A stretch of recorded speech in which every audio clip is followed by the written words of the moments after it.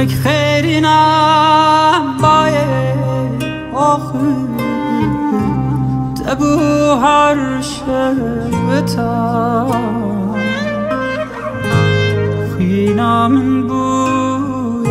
گبر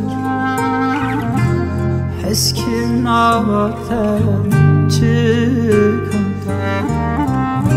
سر من مرن روا نگن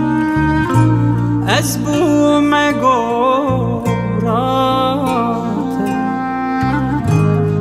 چی رک من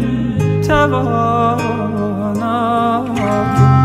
از بوم پر